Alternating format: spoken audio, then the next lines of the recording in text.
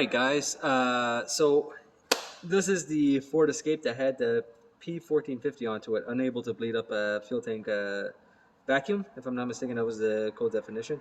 Or description, I should say. Now, got new part in. It is right here. It is not an OEM part because they were like $300 or something like that, and the client decided to go with a Dorman part. So that's what we're going to be installing today, is the Dorman part. Now, I'm going to go ahead. I'm going to show you guys how to install this, and show you guys the procedure that needs to be done in order to install this. Well, there's no relearn procedure onto this one, so there's nothing to worry about there. We'll remove all these plastics with these elastics.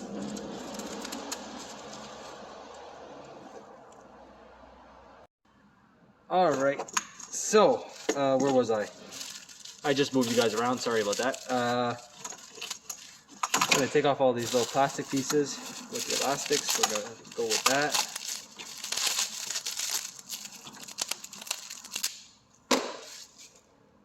So the first thing that you're going to do is that I'm going to show you guys this onto this one, make it a little bit easier, is you're going to have a connector right here, or where my finger's pointing.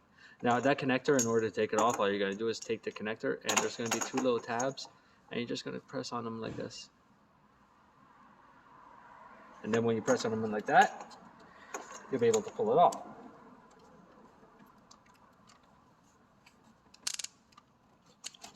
Like so.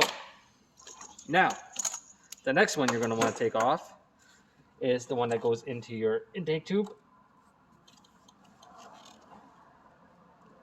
Remove him. And that one, there's a clip underneath that needs to be pushed. Okay? And that one is, make sure I get this right. Yeah. So we have this one. And wow, that doesn't look right now, does it? Did they give me the right one? And this one goes like that. This one has to come like this. From what I can tell. Yeah, okay. So they might not have given the right one. Anyway, we'll see when I put it on. It is a Dorman, so the clips and everything might not be the exact same. Make sure that you unplug your connector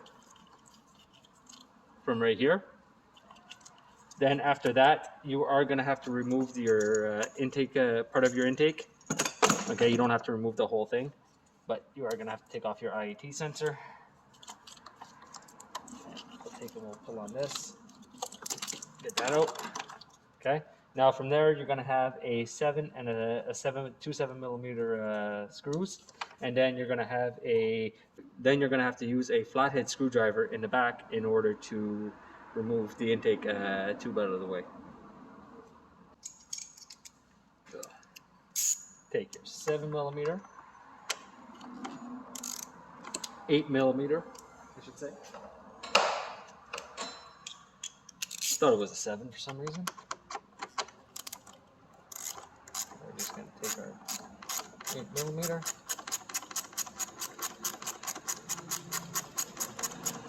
Remove that.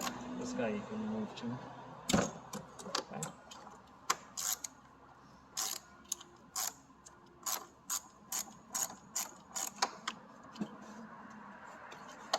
Now you don't have to take these screws all the way out. Just loosen them up enough in order to move it back. So after that, we can remove our. I have my screwdriver with me. I wish I did. It's so much better. You can also use a 8mm if I'm not mistaken. Take it back here. Alright, so just loosen him up.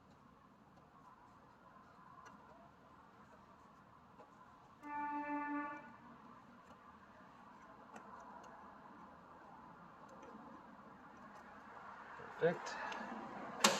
Now with this out of the way, this part loose, what we have to do is just slightly pull back and pull out the intake tube.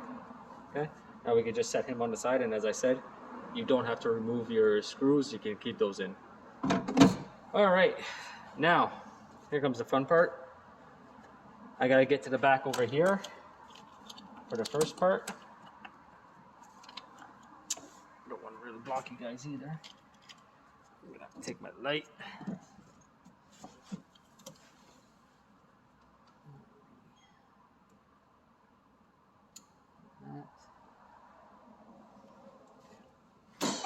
There we go. All right, so that's that part. Then after that, we have put this back for everyone. We have a rubber grommet that we're just gonna pull off on the. You can cut the old one, or you can pull it off properly. That's up to you. Now, after that, we have to, if I'm not mistaken, remove the air box.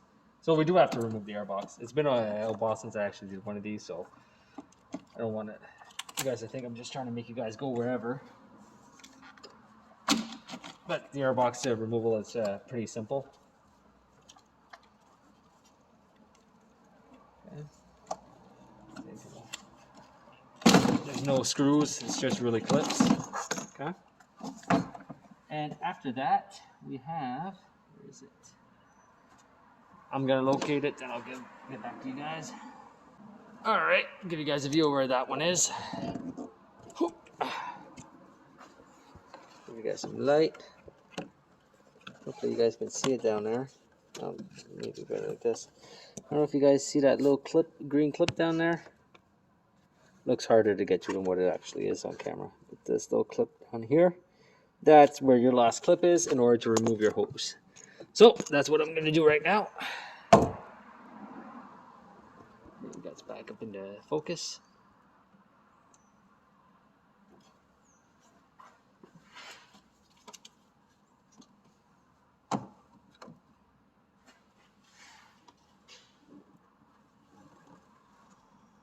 So since I am replacing it, I'm just gonna take and cut it. Doesn't change anything really.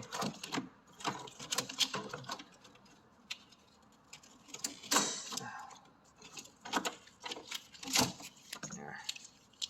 Now, when you guys take everything off, remember that it goes under the hoses over here, this way. So it goes under your hoses and it goes under all your hoses over here. Okay, because if you guys put them on top, it's not going to sit properly and it might get in the way of other components. So be mindful of that. Okay, and that's one. So yeah, it's looks a little bit different. Well, not really. Yeah, it's just because it's got to turn. So this one goes like this, this, this, and then this one goes over there. Okay, we're good. Yeah, perfect. All right. Let's see if I can get in here now. Get the other one.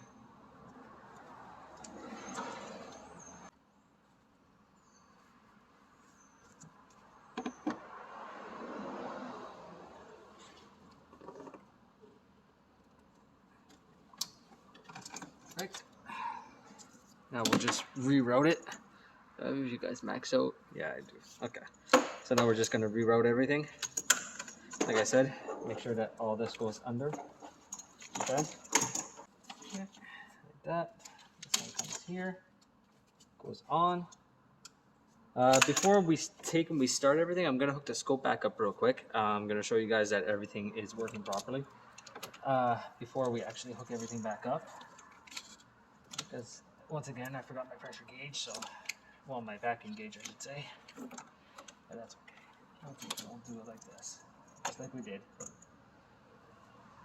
And I'm gonna run and I'll get that.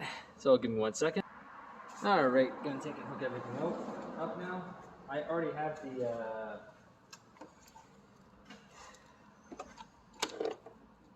the pressure transducer zeroed. Just gotta take him off to the side. We'll take him and we'll put him on channel A. Then we'll come over to MaxiSys. maxi scope. Now we're gonna take him, we're gonna poke him into there. We'll turn that on, we'll press play. 1 second division, and it retained my last measurements, which is nice. Before they did this update, they would never retain its measurements. I think we'll move that up. And I'm just gonna go start it. You guys can't even really see, can you? No. I'll try to see how much I can zoom you guys in. Turn you guys around a little bit. Ah, there we go. There you go. That's pretty good. All right, I'm just gonna go start it up, and we'll see what's going on. Don't forget, I still have the sensor unplug.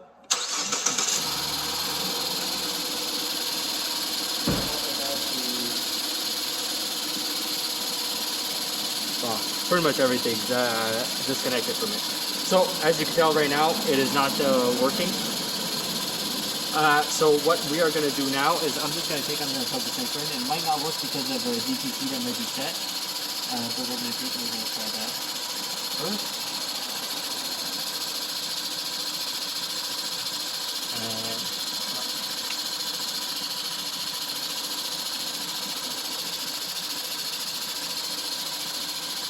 So, as you can see, even with the connector plugged in, the system is still operating the way it's supposed to. Don't forget that the purge valve is only supposed to be activated when the fuel tank pressure increases to a specific value.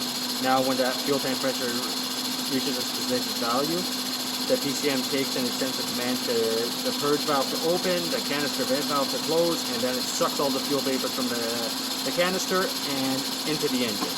And that's the way that system works in a nutshell. So if you think about the code description onto this vehicle, it was a p1450, and it was said it was unable to bleed up fuel tank vacuum. So basically, when the system is not working, I think we've seen what, 2.56 volts, somewhere around there.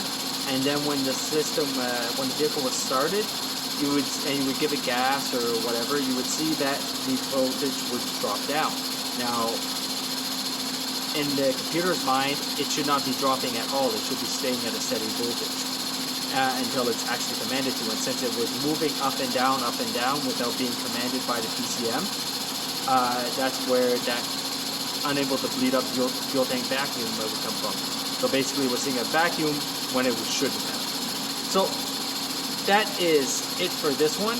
I'm going to finish putting everything back together. I show you guys how you take and you remove it. And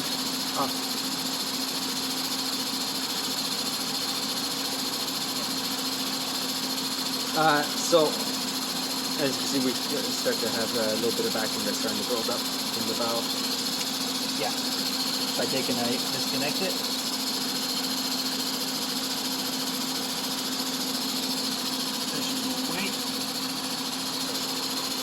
Okay, so right now it's because the PCM was actually commanding the valve on and off, on off, on off. Okay, and I'm guessing it's just testing the system out right now. But that is it for this one. Like I was saying, I hope you guys enjoyed it, and I will see you guys next time.